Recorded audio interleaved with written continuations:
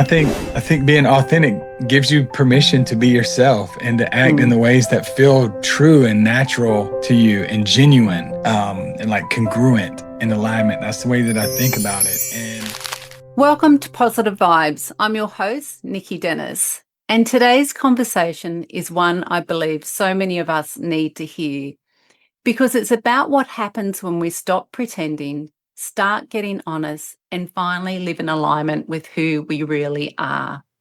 And my guest, Nic Collins, knows the cost of not being true to yourself. Behind his warm smile and grounded presence is the story that includes struggles with substance abuse, depression, and even suicidal ideation. But through courage, self awareness, and relentless honesty, Nic has turned his life into a mission of helping others find their own authentic path. He's a public speaker, mental health professional, and a writer with a master's in counselling and rehabilitation. He's also the creator and co host of the Constant Quest podcast and the curator of The Advance, a men's gathering in the mountains of North Georgia that fosters community connection and growth. Today, Nic will share his personal journey of how authenticity and alignment can completely shift your mental and emotional health, and why micro goals and mindfulness and connection can create real change. Nic, welcome to Positive Vibes. thank you so much for having me, Nikki. I appreciate that intro. I kind of got chills while I was listening to you say all of that stuff. So I'm happy to be here.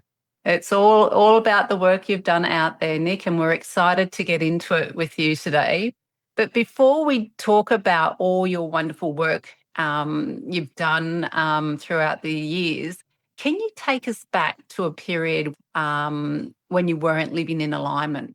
Sure, absolutely. I guess for a period of my time, I really didn't even know what that totally meant to live in alignment. Probably, we're ignorant about things until we have exposure to them, and so I just went the path that a lot of people around me went. I went through school and into college or university, and just was enjoying myself, hanging out with friends and drinking and then where I come from, the next step is to get a job and enter the workforce and work as hard as you can and move yourself all the way up.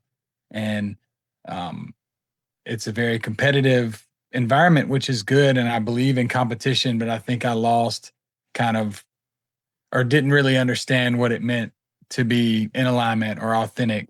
And so, yeah, in my 20s and 30s, I was in a really rough spot, working my way, climbing up the corporate ladder, so to speak, trying to compare myself to other people and have all of the things and material Mm. possessions, chasing money, kind of the number one motivator, um, and then drank a lot, Mhm. and so that all kind of bottlenecked into a period of my time where I was, yeah, really depressed and upset. I had gotten out of a relationship and yeah, everything just fell apart. I had financial troubles because I was spending money like crazy. I was out of the relationship. I didn't love my job, several things like that. Didn't really know who I was and what I was interested in. And so I got to a point where I had convinced myself that the best decision was to take my own life.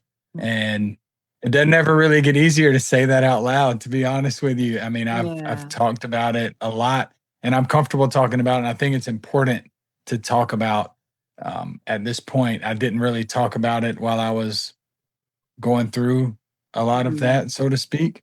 And I wish I would have. And I would like to encourage other people to speak up and uh, express their emotions when they have problems. I was a man that was emotional, and that was really difficult for me most of my life. I cried at times, so I would Mm. try to hide that part and suppress that part and avoid conversations where I thought I might get emotional because I thought something was wrong with me. I thought I was broken and I needed to be fixed.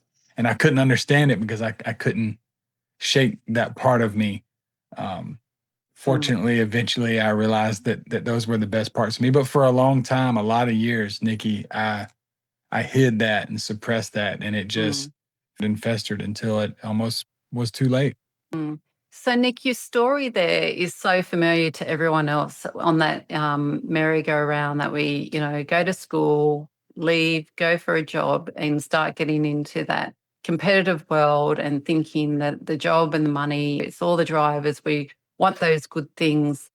But for you to open up and talk about how it wasn't working for you and the struggles that you were having, and to the point that you were considering taking your own life, was that the turning point or the wake-up call to make you change? Was it that pivotal moment, or was it something else that made you change the way you lived your life? That started it, I would Mhm. say. I wish I could say that it was a sharp turning point, but it was Mhm. more like a really long, slow curve Yeah. of a turning point. After that, I started going to see a therapist, Yeah. and I would say that that sort of started to redirect the trajectory of my life. I didn't know it at the time. I didn't understand it at the time, but I showed up every day or once a week in my therapist office to just talk. And at first, I didn't think it was valuable, and I didn't think we were really getting anywhere. But I started to learn how to express myself. It Mm. sounds trivial now, but I think so many of us go through life and we don't. Men, I can speak for myself as a man, that was really difficult because we were born and raised in my part of the country to be tough and to bottle it up and to be in charge and to win and all of those things. And that can be important at times. But what gets lost in that is our ability to just express who we truly are. So I started to learn how to do that through therapy and counseling. So that did sort of start to change the trajectory of the ship. I did still continue to drink for a lot of years. So this personal growth journey took a long, long time, and it's not over. It's not over until my last breath. I hope I continue to grow. So I don't want to make it sound like I'm on the other side of it or I'm fixed or I solved it, because I don't think that's ever the case. But I've come a long way. I can say that. Yeah. Um, but I did still drink for a long time. And so that turning point came to a head a little bit later in life. I found myself spending the night in jail. I'd gotten pulled Mm. over for drinking and driving. And so that was the last time that I'd ever taken a sip of alcohol, which was 6.5 years ago. Wow, congratulations. And what way you've come back, tenfold, to go from that to who you are and helping others today. So you talking about men in that stereotype of you've got to be tough and you can't show the emotional side, which you sounded like you were having struggles with because you've got that emotional side to you, but you couldn't show it because of the culture that you live in. Looking back, what was the emotional cost of not being true to yourself? Oh my gosh. I mean, the cost is that I almost didn't make it out alive. I mean, Mm. that was the cost. I mean, I talk about that quite often. We get scared about certain things. There's fear and there's imposter syndrome and a lot of the things that we hear Mm. about when we want to chase a goal or a dream or something like that. And I hear people talk about that fear, that's what I always go back to. I'm like, what is the cost of not doing this? What is the cost of not chasing your dream and pursuing your passion and trying to live to be your most authentic self? Because I Mm. understand that. I know this was almost something that I couldn't recover from, because I had molded myself to wear a mask and dress up as the person I thought everyone wanted me to be, that I was supposed to be. So yeah, the Mm. cost of it was almost deadly for me.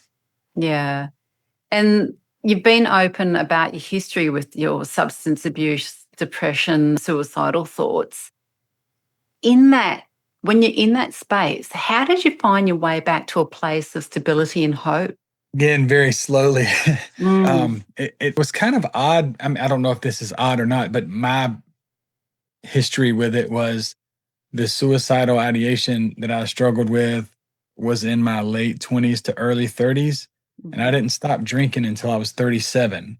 And Okay. so a little bit of time later. So I don't know. Sorry, will you tell me what the question was again? So it's really I got about off track. how, when you're in space, how did you find a place back to stability and hope? Got you. Yeah. Well, with the suicidal ideation, going to therapy helped. And then realizing that I had a support network around me that I sort of alienated. People reached out, people could tell something was wrong, maybe not everything or the severity by Mm. which things were wrong, but people would reach out and I would kind of just blow them off. But going to therapy and starting to understand my own emotions and be able to express myself better also helped. It helped with self talk, but it also helped with communication with other people in my life, my family and my friends that were there for me. I was so embarrassed, Mm, by the way that I felt that I didn't want to burden them with my problems. But it was a turning point to realize that it's okay to ask for help. I mean, we want to be helpers for all these other people, but we don't accept help ourselves a lot of times. So mm, that was a big one for me. And then with the drinking part, like I said, I got pulled over in a traffic stop and I had been drinking and I spent the night in jail. mm. And I will say that had I not started going to counseling and addressing all of these things up until this point, I probably would have just gone right back to drinking just because that was what I knew. That was my habit. That was my routine. That was what I did nearly every day of my life for almost 20 Mm. years.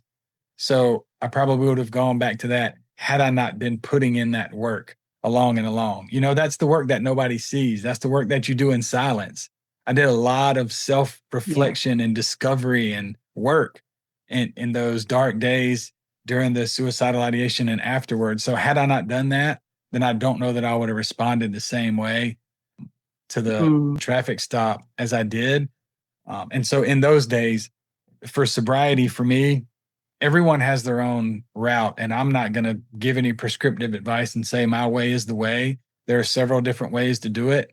For me, it was really difficult to say, I'm never going to drink again.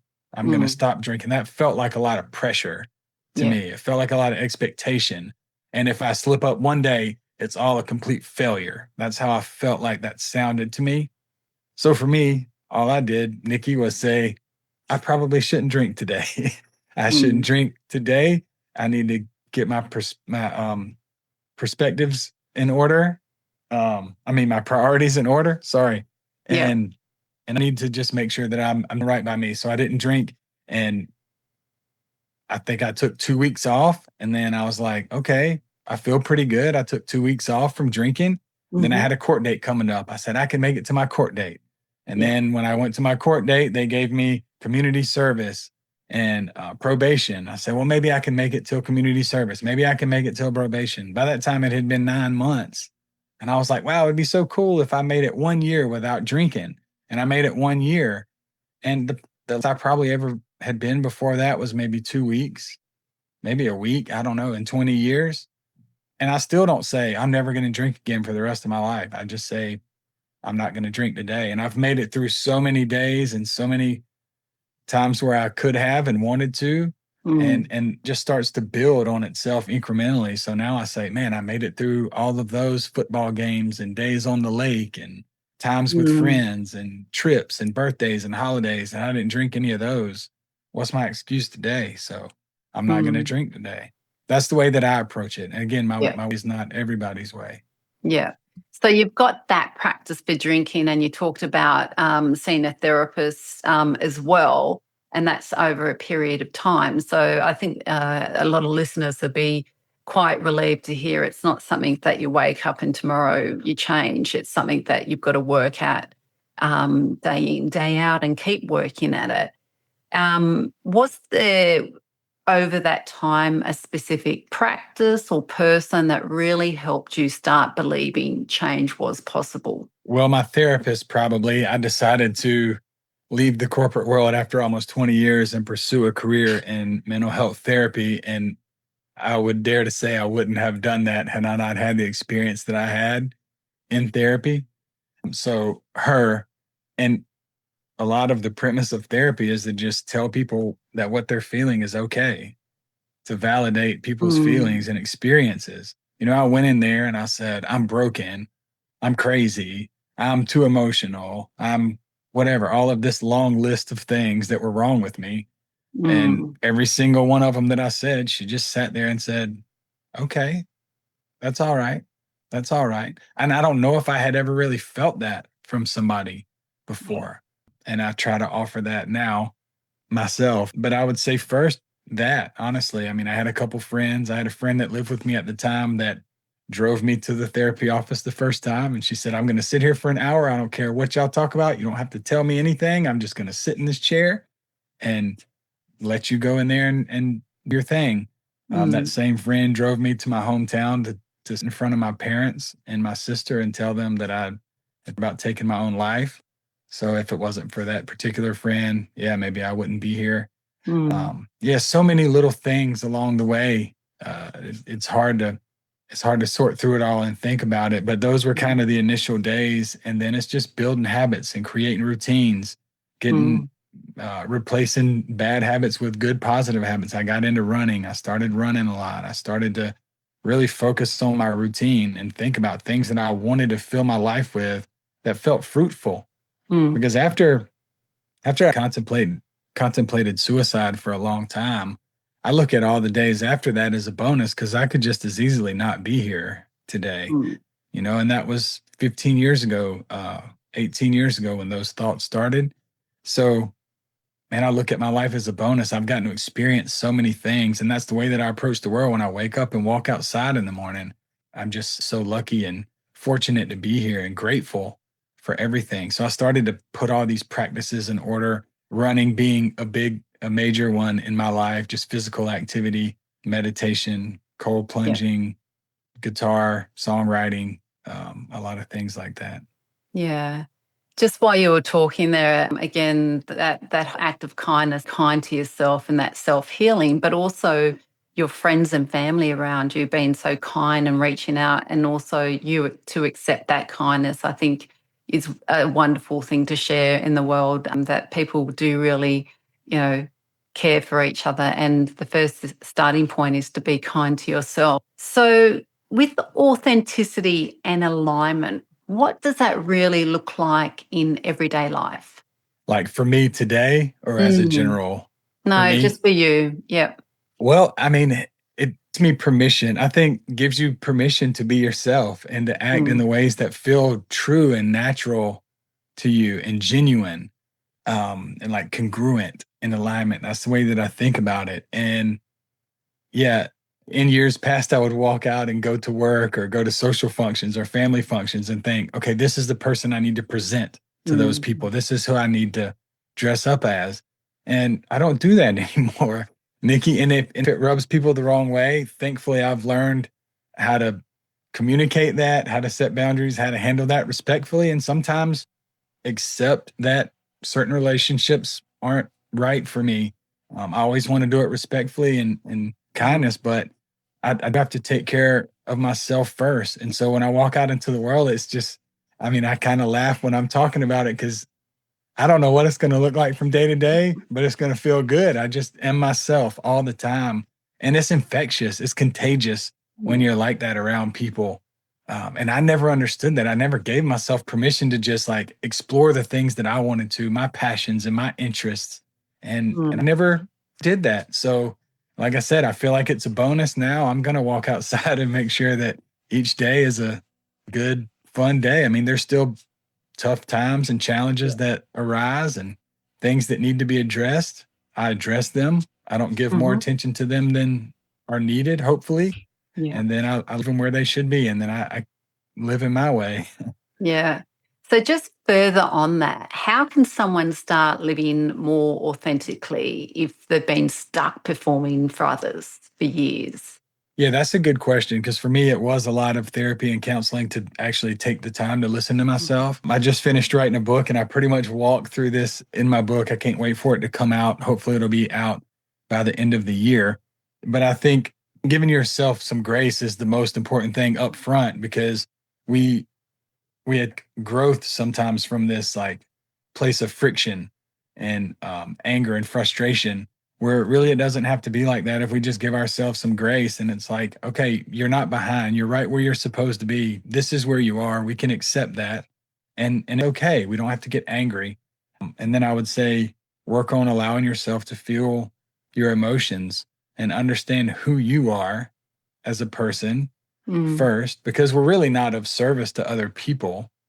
It's not sustainable Mm. unless we serve ourselves first and take care of ourselves first. So I would say allow yourself to feel your emotions, and then you have to be open to change. That's one of the biggest things in therapy that I talk about is kind of two things in the therapeutic setting for me is that you have to be open to change because I can know all of the therapies under the sun and spit them out at you. But if you didn't show up ready to soak it in and actually change, then it's kind of difficult. And the other is to create an environment where the change can happen, where we can grow in community and connection and support one another. But yeah, a lot of that starts with yourself, and then you can grow on that and community with other people, which I think is so important. Also, intentional time with self, intentional time with others, both are equally Mm. important. Yeah. Yeah, No, that's great advice there. So I think you were on this earlier in how you manage your sobriety. Can you tell us a little bit about micro goal setting and why it's such a powerful tool for growth and mental health? absolutely. So I started this uh, micro goal setting process. I had heard a podcast that talked about micro adventures and micro travel. That was like everybody wants to travel the world and do all this stuff, but our situations don't always lend itself to that. There's so many Mm, things nearby your house that you could go do on a weekend, but we pass those up because we want to wait on this grand vacation. Well, so I just applied that same philosophy to goal setting. It's like, oh, I want to be sober for 20 years. Well, let's be sober for a week or a month or whatever the case is. And so I started taking these little things and I've just made 30-day goals out of them. And that way I only had to focus on one thing. I started with running a 5K every day. I wanted to run a 5K every day for the month of August. That was in 2019. And until today, I've done a 5K every single day. That was 6 years ago, except for 3 days when I had hernia surgery. But it started with a 30-day goal. And then mhm, that's why I created these micro goals. So then it was reading, writing, it was meditation, it was some dietary goals. 30 days is just a perfect amount of time, in my opinion, because it's long enough to create a habit, but it's short enough to where you can see the light at the end of the tunnel pretty early. Like if you hate it and you were like, I'm going to do this for a year, we do that with New Year's resolutions in America. I don't know if other people do that too, but it's like all year, I'm not going to do something or whatever.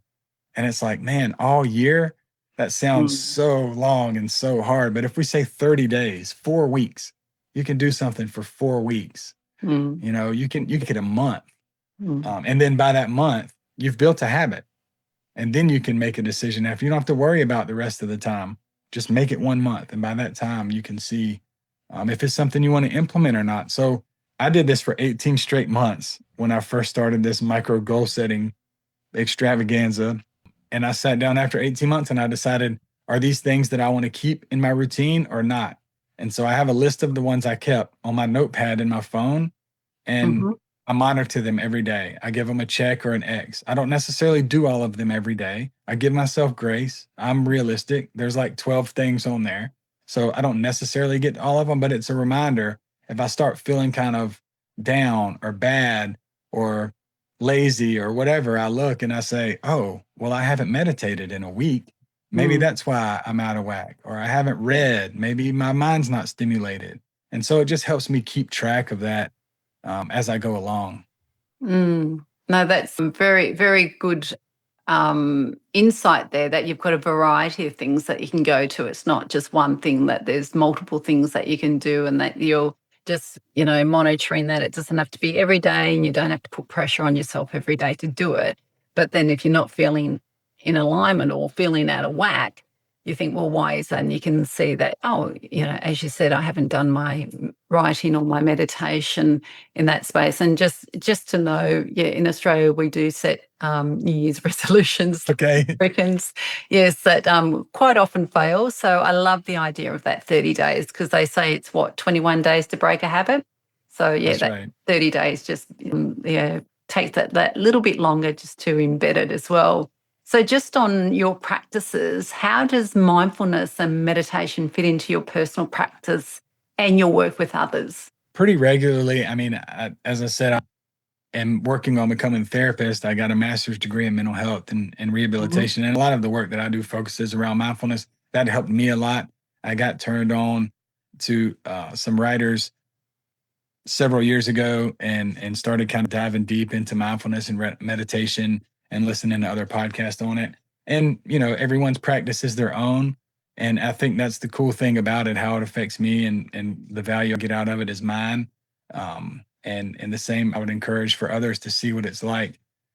So yeah, it plays a really big role for me. Just when I started meditating, I always felt like I was behind. Like I would wake up and walk out my front door and I felt like I was chasing the day all day Mm, long. I thought the day was winning and I was in a dead sprint all day long, just trying to keep up with the day. And after my month of meditation, I didn't feel like that anymore. I felt like I was just walking along with the day as it unfolded. mm. That's the best way that I can describe it, to give a visual to what it's meant for me.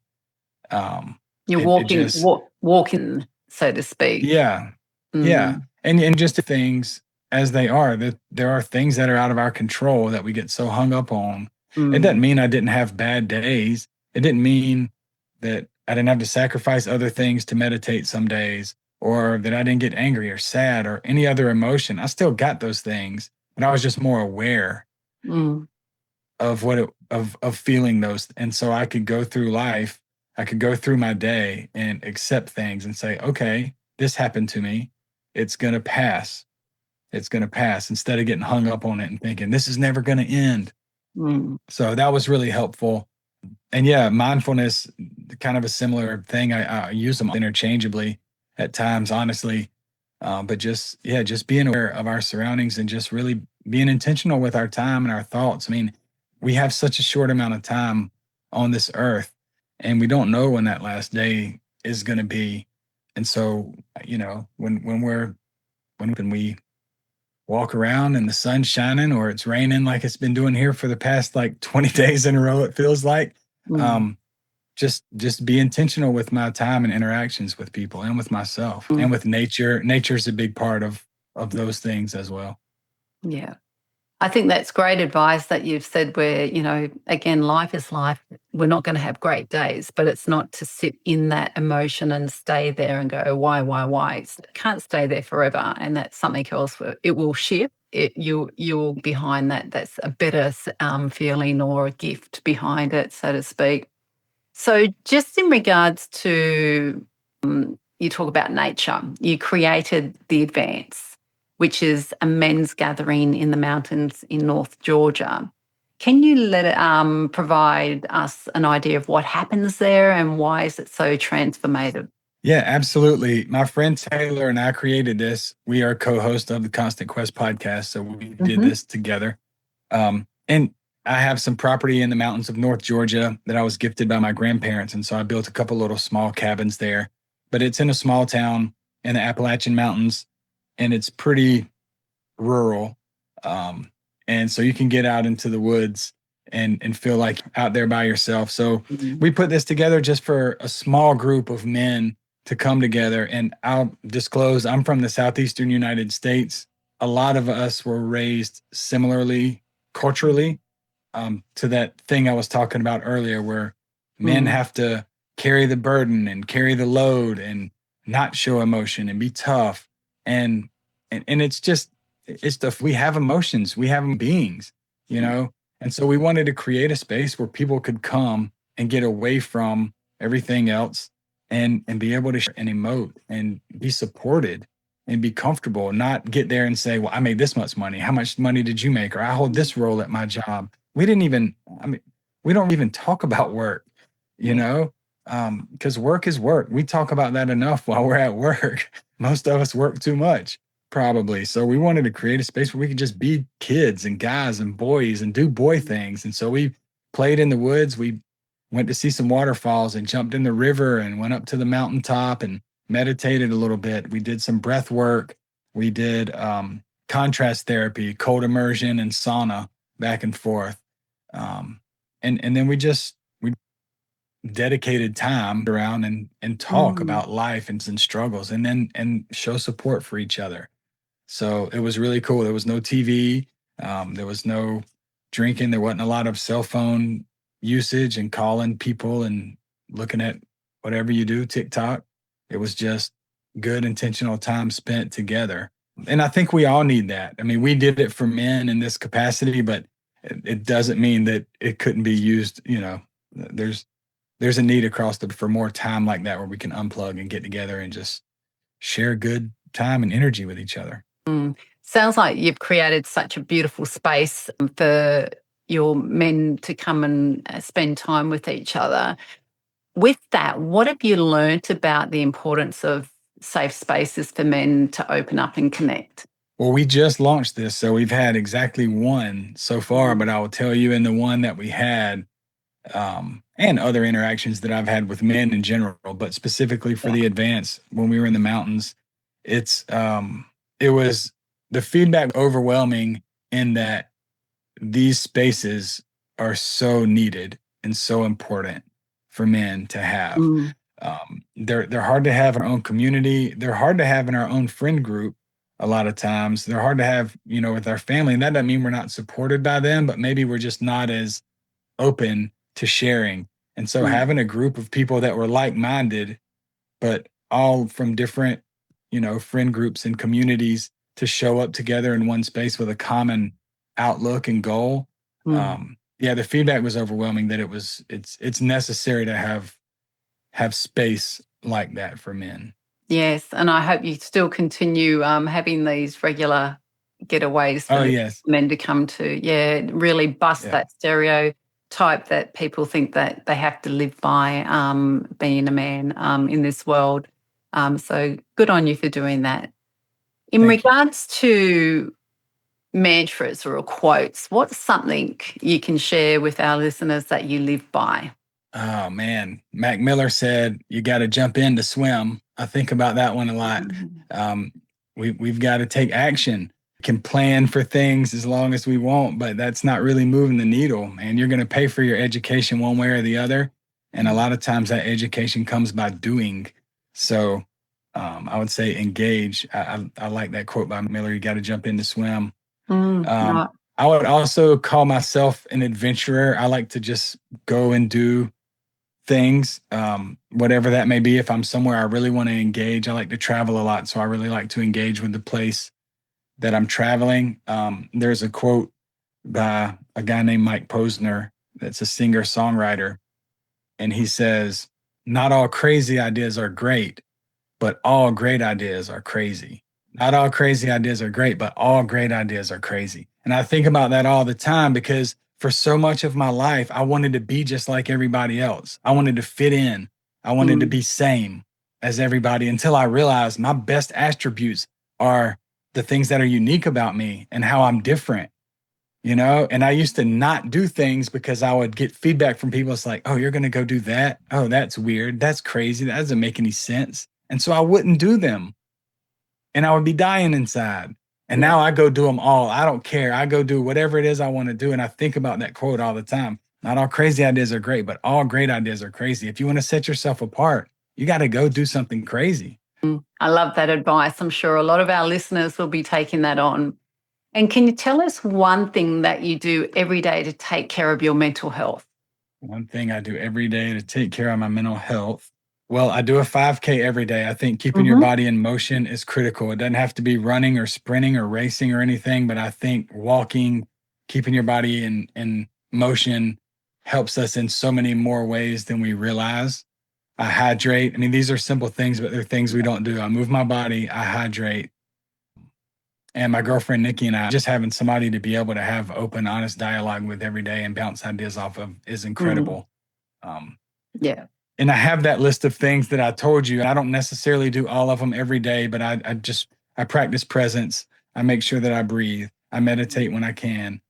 I shoot basketball because I love to do that as a kid. I pick up my guitar. I don't do all of those every day, but those are some of the things that I do.